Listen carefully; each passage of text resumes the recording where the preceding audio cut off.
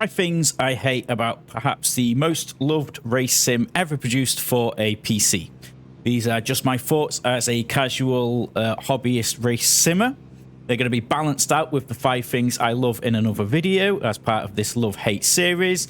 So let me get my flame-proof suit on and let's talk about the things I really hate about a sim everyone, including myself, loves. First thing on my list is the complete lack of core features.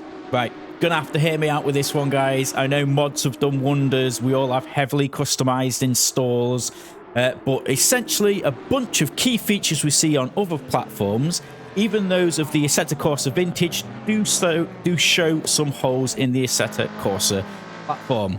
There's many of them to talk about. Let me know in the comments what things you think are missing from the platform. The 2 big ones for me personally are the lack of any true multi-class and rolling starts. These are completely missing from Assetto Corsa. You can essentially use a lot of smoke and mirrors to fake them to various degrees. Online you can kind of organize it, but it's not officially supported, and it really does show. It's a royal pain in the ass. Point number 2 is the AI. The AI in Assetto Corsa is perhaps the most mixed bag in all of sim racing. At times I've had the most amazing immersive experiences on the Pancake monitor and in VR. Unfortunately, at other times the AI will act as if you do not exist, and I'm not talking about me making a nosedive, me making a dive up the inside and the AI not being able to respond. I'm talking about the AI literally acting like you don't exist even on a straight. This results in absolute chaos, as you might imagine.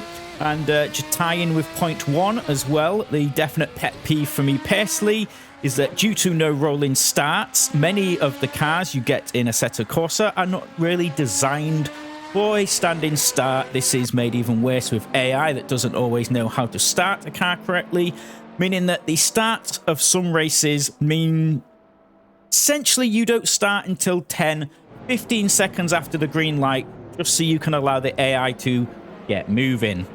It's not an ideal situation. 2 down, 3 to go. If you are enjoying this video, please do like and subscribe to the channel. It just helps absolutely loads. And as always with this love-hate series, if you have your own comments, whether you agree with what I'm saying or you definitely do not agree with what I'm saying, let us know in the comment down below. I'm sure you've all got your own 5 love and 5 hate lists, and it'll be really interesting, as with the Automobilista 2 videos, to hear your lists as well and to hear what annoys you and what you absolutely love. Point number 3 is plug and play. It doesn't exist in Assetto Corsa. If you are new to sim racing, then I have to strongly disagree, essentially, with the big YouTubers, Jimmy Broadbent, Gamer Muscle, etc., and say, no, for God's sake, don't use AC as your first sim, especially if you are not all that computer literate. Get yourself Automobilista 2, get yourself Gran Turismo for the console, dig out a copy of Project Cars 1 or 2, because it's super annoying that perhaps the best gateway sim the PC's ever had in Project Cars 2 is no longer for sale. Unfortunately, we are in an era in which P-Cars is dead, so there's a massive gap in the what in board game terms is known as the gateway game, and pretty much the same in sim racing. The gateway game for sim racing on a PC is currently not present.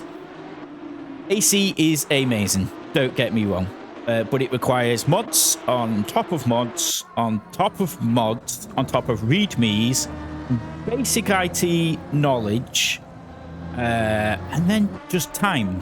A lot of time to get your install up and running. Way over a decade in various support roles have taught me that you can't necessarily always expect users to know their way around a PC. There's definitely a learning curve for Assetto Corsa, including the PC aspect of being able to just move files around, which isn't, again, you can't expect someone to know how to do that all the time. At least that's how I see it. Plug and play in Assetto Corsa, it's not there, and it will never be there. Point number 4. What is it about the force feedback in AC that makes it so popular gamer muscle and hated a lot of other people at exactly the same time? Well, I think I got the answer to that, and it's the distinct lack of consistency to it. It requires a bunch of setup among the many settings you can change for your particular rig, and even those, then you cannot be guaranteed the experience will be any good initially. I'm sure Gamer Muscle will be spitting his tea out if he were to ever see this.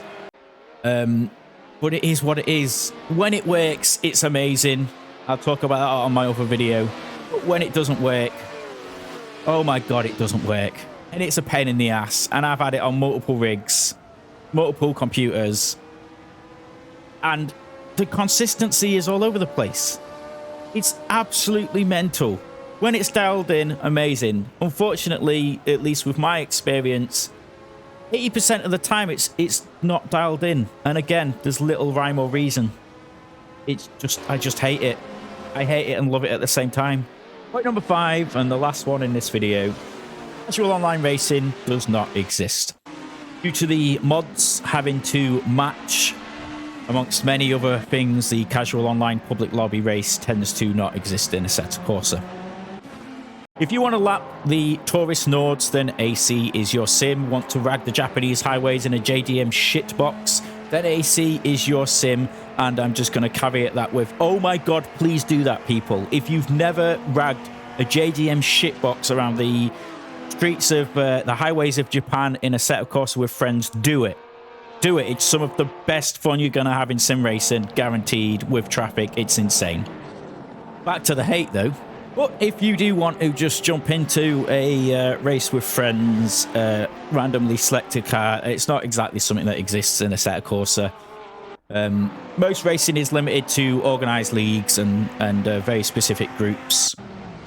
Sometimes as well, not even using publicly available mods. There does tend to be a lot of closed doors or procedures to go through to get racing on specific days and specific times. The kind of stuff that's anti-casual, essentially. As a casual sim racer, I find it hard to be able to play with friends, really, because so many hurdles to get over, which is a shame, because when you do eventually get online with friends, it's a blast.